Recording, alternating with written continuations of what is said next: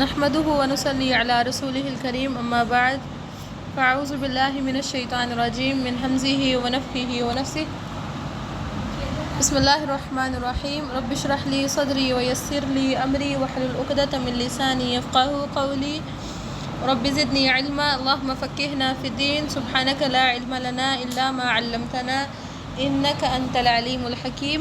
آیت نمبر 16 دیکھیے، اللہ تعالیٰ نے فرمایا قل کہہ دیجیے لو اگر شاء اللہ چاہتا اللہ تعالیٰ ما تلوتو نہ میں اب تلاوت کرتا ہوں اس کی، کس کی؟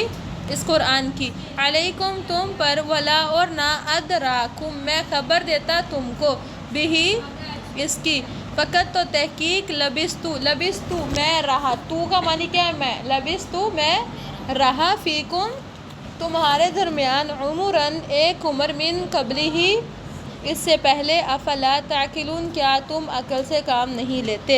بچوں آپ لوگوں کو پتہ ہے کہ نبی صلی اللہ علیہ وسلم نے کتنے سال کی عمر میں دین کی دعوت کا کام شروع کیا تھا؟ کتنے سال میں وسلم کو نبوت ملی تھی؟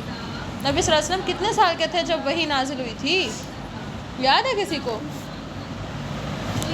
نبی صلی اللہ علیہ وسلم 40 سال کے تھے جب نبی صلی اللہ علیہ وسلم پر پہلی وحی نازل ہوئی تھی۔ سمجھ آئی؟ 23 عرصہ قرآن نازل ہوتا رہا۔ نبی صلی اللہ علیہ وسلم کی عمر کتنی ہے کل؟ 63 سال۔ سمجھ آئی؟ تو 40 سال سے قرآن نازل ہونا شروع ہوا، 40 50 60 اور 63 سمجھ آئی؟ جن میں سے 10 سال کہاں پہ گزارے نبی صلی اللہ علیہ وسلم نے؟ مدینہ میں، اور 13 سال کہاں گزارے؟ مکہ کے اندر۔ سمجھ آ گئی؟ اچھا، اب جب وہ پہلی وحی نازل ہو رہی تھی نا، جب شروع تھا قرآن پاک نازل ہو رہا تھا، نبی صلی اللہ علیہ وسلم دین کی دعوت کا کام کر رہے تھے، تو لوگ کہہ رہے تھے یہ تو شاید مال کمانا چاہتا ہے، شاید یہ تو شہرت چاہتا ہے، شاید اس کو تو عزت چاہیے، یا یہ پاگل ہو گیا، یا کوئی دیوانہ ہو گیا۔ تو اللہ تعالیٰ نے فرمایا، اللہ کے نبی صلی اللہ علیہ وسلم آپ ان سے کہیے اگر اللہ تعالیٰ چاہتا تو میں تمہیں نہ قرآن پڑھ کے سناتا، میں تمہیں پچھلے انبیاء کے یہ جو واقعات ہیں تمہیں اس طرح کی کسی معاملے کی خبر نہ دیتا۔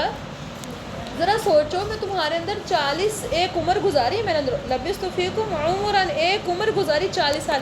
بچوں 40 سال میں نا نئی نسل آ جاتی ہوتی ہے، ہوتا ہے ایسے نا، عمراً ایک عمر، ہاں من قبل سے پہلے۔ مطلب کیا ہے؟ 40 سال کا عرصہ تھوڑے۔ وہ لوگ جنہوں نے اپنی آنکھوں سے ایک بچے کو پیدا ہوتا دیکھا ہے، یا پھر وہ جو برابر کی ایج کے لوگ تھے، سمجھ رہی؟ مطلب وہ 40 سال جب آپ نے ایک محلے میں، ایک علاقے میں گزارے ہو، تو کیا آپ کو کوئی نہیں جانتا ہوتا؟ سوچے آپ کے ابو جہاں پہ 40 سال سے رہ رہے ہیں، جہاں پیدا ہوئے وہیں پہ رہ رہے ہیں، تو سوچے ان کو لوگ کتنا اچھی طرح جانتے ہوں گے۔ سمجھ آئی؟ ایک کالونی ہے یا پھر ایک ایریا ہے، اور اس میں آپ کے ابو پیدا ہوئے ہیں، وہیں پہ رہ رہے ہیں، اور اب آپ کے ابو کی عمر 40 سال ہے، 50 سال ہے، تو آپ کے ابو کی اچھی بڑی جان پہچان، سارے آپ کے ابو کے نیچر کو جانتے ہیں، ان کی اخلاق سے واقف ہے، سارا کچھ پتہ ہے۔ تو اگر آپ کے ابو کوئی بات کریں تو کیا لوگوں کو پتہ ہے نا کہ اس کی نیچر ایسے کی ہے، بھائی لوگ مینیج کر لیں گے۔ لیکن نبی صلی اللہ علیہ وسلم نے 40 سال کی عمر کے بعد جب لوگوں کو دین کی دعوت دینا شروع کی، تو لوگوں نے بڑے آبجیکشنز لگائی، بڑے عجیب باتیں کی۔ تو اللہ تعالیٰ نے فرمایا کہ اللہ کے نبی صلی اللہ علیہ وسلم آپ ان سے کہیے کہ اگر میں نے خود من گھڑت بات سنانی ہوتی، میں نے قصے کہانیاں سنانی ہوتی، یہ مجھے شعر و شاعری میں کرتا ہوتا، تو 40 سال میں تمہارے اندر رہا ہوں، میں نے اس سے پہلے کیوں نہیں کبھی شعر و شاعری کی؟ اس سے پہلے میں نے کیوں نہیں کچھ پڑھ کے سنایا؟ نبی وسلم کو پڑھنا لکھنا نہیں آتا تھا، 40 سال اندر رہے ہیں، اس سے 40 سال سے پہلے کیوں نہیں پڑھ کے سنا دیا؟ کچھ لکھ کے دکھا دیا، کچھ ABC سنا دی ان کو، کوئی الف با سنا دی۔ نبی وسلم پر آیتیں نازل ہوتی تھی نا، الف لام میم، الف لام را، کیا مطلب ہوتے تھے؟ یہ اسٹوڈنٹ بن چکے ہیں اور ان کا پڑھائی کا انتظام ہو چکا ہے، کیونکہ ABC اور 1 2 3 وہی بچہ پڑھتا ہے جس کی کوئی ٹیچر ہوئے نا، ورنہ انگلش کے لفظ تو سبھی بول رہے ہوتے ہیں، میں نے بتایا تھا نا آپ لوگوں کو، ایسے ہی ہے نا۔ کام والیاں بھی کہہ رہی ہوتی ہیں یہ کلاس ہے، یہ واش روم ہے، اور یہ لائک انگلش کے بڑے اچھے اور عمدہ کوالٹی کے لفظ بول رہی ہوتی ہیں، لیکن ABC وہی بچہ پڑھتا ہے، ABCDEF اور لائک 1 2 3 4، یہ کون پڑھتا ہے؟ الف با تا کون پڑھے گا؟ جو بچہ اسٹوڈنٹ ہے نا، اس کی پڑھائی کا انتظام ہوگا۔ تو نبی صلی اللہ علیہ وسلم پر جب ایسے آیتیں نازل ہوئی تھی، تو ایک طرح سے دکھایا جاتا ہے کہ نبی وسلم کی تعلیم و تربیت کا آغاز ہو چکا، نبی صلی اللہ علیہ وسلم کی کلاسز کا ارینج ہو چکا ہوا ہے۔ نبی وسلم آپ ان کو بتائیے کہ اگر میں نے خود سے کچھ کرنا ہوتا تو پھر یہ 40 سال پہلے بھی تو کچھ کیا جا سکتا، 10 سال پہلے کچھ کیا جا سکتا تھا، 20 سال کی عمر میں اتنے کام کیے جا سکتے ہیں، پہلے کچھ نہیں کیا۔ کلیئر ہو گئی آیت؟ سمجھ آ گئی بات کی؟ آیت دیکھیں اب آپ میری بات کو مد نظر رکھتے ہوئے آیت کو ذرا دیکھیں پھر سے، میں پڑھتی ہوں عربی. قُل لَوْ شَاءَ اللَّهُ مَا تَلَوْتُهُ عَلَيْكُمْ وَلَا أَدْرَاكُمْ بِهِ، اگر اللہ چاہتا نہ میں تلاوت کرتا تم پر اس کی اور نہ میں تمہیں خبر دیتا اس کی، البتہ تحقیق میں رہا ہوں تمہارے اندر ایک عمر اس سے پہلے. افلا تعقلون، کیا تم عقل سے کام نہیں لیتے؟ تو اس سے کیا پتہ چلتا ہے ہر نبی کو نبوت 40 سال کی عمر میں ملی ہے، اور مجھے بھی نبوت ملی ہے. مجھے کوئی شوق نہیں تھا کہ میں ایسی من گھڑت چیز کوئی خود سے قرآن لکھوں اور کہہ دوں اللہ نے نازل کیا. یہ کام کرنا ہوتا تو میں نے 40 سال کی عمر میں کرنا تھا. یہ کام پہلی 30 سال کی عمر میں بھی کیا جا سکتا تھا، 25 سال کی عمر میں کیا جا سکتا. کلیئر ہے؟ اور ویسے بھی تم میرے پاس اتنے سال سے رہ رہے، تمہیں میری نیچر کا اچھی طرح پتہ چل گیا، یہ بھی کہا جا رہا ہے نا. سمجھ آئی؟ اچھا آگے دیکھیں. فمن پھر کون ازلم بڑا ظالم، ممن اس سے جو، فمن پھر کون ازلم بڑا ظالم، ممن اس سے جو افطرا باندھے علی اللہ اللہ تعالیٰ پر کاذباً جھوٹ، او کذب یا جھٹلائے بھی آیاتی ہی اس کی آیات کو. مطلب اگر نبی صلی اللہ علیہ وسلم یہ کہہ رہے ہیں کہ قرآن مجھ پر اللہ نے نازل کیا، اور اگر وہ جھوٹ بول رہے ہیں تو اس سے بڑھ کے کوئی ظالم اور جھوٹا ہی نہیں جو یہ کہے، جو اللہ پر الزام لگا دے. آپ خود سوچیں، آپ دنیا کے کسی بڑے امیر اور بڑے کسی عالم پر الزام لگائیں تو آپ کو کوئی اچھا سمجھے گا؟ آپ کو اچھا فیل ہوگا؟ تو کیا خیال ہے اگر کوئی اللہ پر الزام لگائے؟ تو اللہ نے فرمایا اس سے بڑھ کے کوئی ظالم ہی نہیں ہے. انہ بے شک وہ لا نہیں یفلح فلاح پاتے المجرمون، مجرم مطلب کیا ہے؟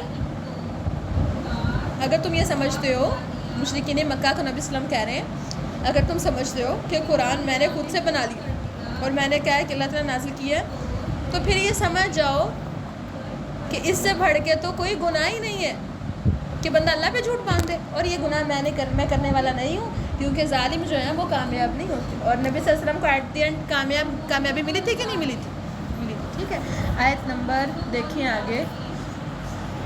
ہاں 18 ہے. وَيَعْبُدُونَ مِن دُونِ اللَّهِ، اللہ نے فرمایا وَيَعْبُدُونَ، وہ عبادت کرتے ہیں من دون اللہ، اللہ کے سوا، ما لا يَضُرُّهُمْ، جو نہیں وہ نقصان دیتا ان کو، ولا ينفعهم، ورنہ وہ نفع دیتا ان کو. وہ کس کی پوجا کرتے تھے، کس کی عبادت کرتے تھے بچوں؟ بتوں کی. مشرکین مکہ نے بت بنا کے رکھے ہوئے تھے نا. اللہ نے فرمایا وہ ان بتوں کی پوجا کرتے ہیں، نہ ان کو نفع دیتا اور نہ ان کو نقصان دیتا ہے. وَيَقُولُونَ، اور وہ کہتے ہیں هَؤُلَاءِ شُفَعَاؤُنَا عِندَ اللَّهِ، اور وہ کہتے ہیں یہ ہمارے سفارشی ہیں اللہ کے نزدیک. وہ بتوں کو کیا سمجھتے تھے؟ یہ ہماری سفارش کرتے ہیں اور پھر اللہ کو سفارش کر کے کہتے ہیں، پہلے ہم ان سے مانگتے ہیں پھر یہ اللہ کو کہتے ہیں، پھر اللہ میں رزق دیتا ہے. ہم ان کو کہتے ہیں پھر یہ اللہ کو کہتے ہیں اور پھر ہمیں عزت ملتی ہے. یہ اللہ کو، ہم ان کو کہتے ہیں یہ اللہ کو بتاتے ہیں اور پھر ہمیں سب کچھ ملتا ہے، اور کل قیامت بھی ہمیں ایسے عذاب سے بچا لیں گے. آج بھی لوگ کہتے ہیں ایسے. کیسے کہتے ہیں؟ جو لوگ فوت ہو چکے ہیں ان کی قبروں پہ جاتے ہیں کہتے ہیں کہ ہم ان سے سفارش کر رہے ہیں، یہ سفارش اللہ کے پاس کریں گے پھر ہمارے سارے کام ہو جائیں گے، اور کہتے ہیں کل قیامت میں بھی ہماری سفارش کر کے بخشوا لیں گے. تو اللہ نے فرمایا اللہ کے نبی صلی اللہ علیہ وسلم کل کہہ دیجئے اتنبئون اللہ، کیا تم خبر دیتے ہو اللہ کو، بما ساتھ اس کے جو لا نہیں یعلم وہ جانتا، فی السماوات یا آسمانوں میں، ولا فی الارض اور نہ ہی زمین میں. مطلب کیا تم اللہ کو ایسی چیز کی خبر دے رہے ہو جو اللہ زمینوں اور آسمان میں جانتا ہی نہیں ہے؟ تم ایسی من گھڑت بات کر رہے ہو جو اللہ نے نہ قرآن میں لکھی ہے نہ آسمان میں کہیں لوح محفوظ میں لکھی، تو تم ایسی باتیں کر رہے ہو کہ اللہ نے ان کو اختیار دی ہیں. اختیار تو کس کے پاس ہے؟ سارے کے سارے. پھر فرمایا سبحانہ و تعالی عما یشرکون، اللہ پاک ہے اس سے جو وہ شرک، اور بلند تر اس سے جو وہ شرک کرتے ہیں. پھر فرمایا وما کان الناس الا امۃ واحدہ، وما، اور نہیں کانا تھے الناس لوگ، الا مگر امت واحدۃ ایک ہی، فاختلفوا تو انہوں نے اختلاف کیا.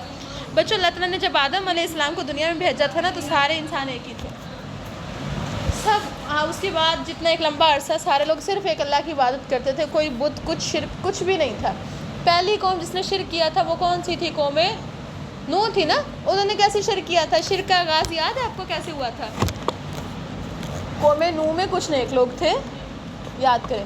قوم نوح کے اندر کچھ نیک لوگ تھے، بڑے نیک لوگ تھے. وہ اب ان کو لوگوں کا دین کی دعوت کا بھی کہتے تھے، ان لوگوں کو اللہ سے جوڑتے تھے، بڑی عبادتیں کرتے تھے. وہ فوت ہو گئے.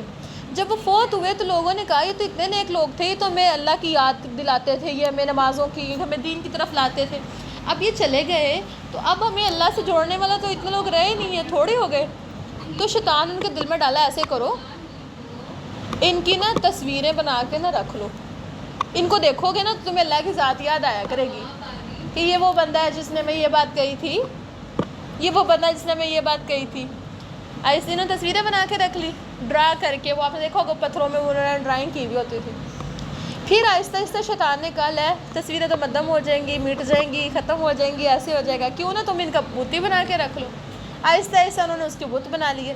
جب بت بنائے تو وہ جو کہتے تھے وہ یہی سمجھتے رہے کہ اچھا یہ تو اتنے نیک لوگ تھے، اللہ نے ان کو بھی ضرور کوئی نہ کوئی اختیار دیا، یہ اللہ کے ہماری سفارش کر سکتے ہیں. ہم ان سے کہتے ہیں یہ اللہ سے ہمیں یہ دلوا دیں گے، ہم ان سے کہتے ہیں اللہ سے ہمیں یہ دلوا دیں گے. اور وہ وہی نظام انہوں نے سننا شروع کر دیا، سمجھنا شروع کر دیا شیطان کی باتوں میں. قوم نوح میں نوح علیہ السلام کو بھیجا اللہ تعالیٰ نے. انہوں نے کہا وہ ود، سوا، یغوث، یعوق، نصر ان کے بتوں کے نام تھے، یہ سارے وہ نیک لوگ تھے. تو اللہ تعالیٰ نے پھر فرمایا، نوح علیہ السلام نے دعوت دی اور کہا کہ نہیں تم ان بتوں کی پوجا نہ کرو. اللہ تو ڈائریکٹ سن رہا ہے، لیکن قوم نہیں مانی تھی. 950 سال دین کی دعوت دینے کے بعد کیا ہوا تھا؟ صرف 80 لوگ ایمان لائے تھے اور ساری قوم کو پھر اللہ نے کیا کیا تھا؟ تباہ کر. یہ وہ سٹارٹ تھا شرک کا. آج شرک ویسے ہی ہو رہا ہے. انسان کی فطرت کے اندر یہ چیز بیٹھ کی ہوئی ہے کہ کوئی چیز نظر آنی چاہیے جس سے مانگ سکیں. سمجھے؟ طریقے چینج ہو جاتے ہیں لیکن چیز ایک ہی چلتی آ رہی. سمجھے؟ وہی جو ہم لوگوں نے کہا ہوا تھا کہ وہ پتھر کے بت بنا کے رکھ لیتے ہیں اور ہم بت ڈائریکٹ بنا کے ہی نہیں رکھتے تو ہمارے بت ابھی لیٹے ہوئے ہیں. ایسے ہی ہے نا. اچھا پھر دیکھیں اللہ تعالیٰ نے فرمایا وَلَوْلَا كَلِمَةٌ سَبَقَتْ مِن رَبِّكَ لَقُضِيَ بَيْنَهُمْ. اللہ تعالیٰ نے فرمایا کہ اگر بات گزر نہ چکی ہوتی تیرے رب کی طرف سے لَقُضِيَ بَيْنَهُمْ، البتہ فیصلہ کر دیا جاتا ان کے درمیان فیما فیہ یختلفون، اس میں جس میں وہ اختلاف کرتے ہیں. یعنی اللہ کی طرف سے اگر قیامت کے دن فکس نہ ہو چکا ہوتا تو دنیا میں عذاب آ کے نہ فیصلے ہو چکے ہوتے جتنے بڑے لوگ شرک کر رہے ہیں. ٹھیک ہے. پھر فرمایا وَيَقُولُونَ لَوْلَا أُنزِلَ عَلَيْهِ آيَةٌ مِّن رَّبِّهِ، اور وہ کہتے ہیں کہ اس پر اللہ کی طرف سے یقولون، اور وہ کہتے ہیں لولا کیوں نہیں، انزلہ نازل کی گئی، علیہ اس پر، آیتن کوئی نشانی، من ربی اس کے رب کی طرف سے. مشرکین مکہ نے کہنا شروع کر دیا اچھا اگر یہ نبی ہے تو پھر اس کے اوپر کوئی معجزہ کیوں نہیں نازل ہوتا، کیوں نہیں اس کے ساتھ فرشتہ، بھائی اس کے اوپر کوئی اس کے ساتھ کوئی فرشتہ ہونا چاہیے یا پھر اس کو کوئی سونے کا گھر ہونا چاہیے، کچھ بھی ایسا ہونا چاہیے، مال ہونا چاہیے اس کے پاس بہت زیادہ.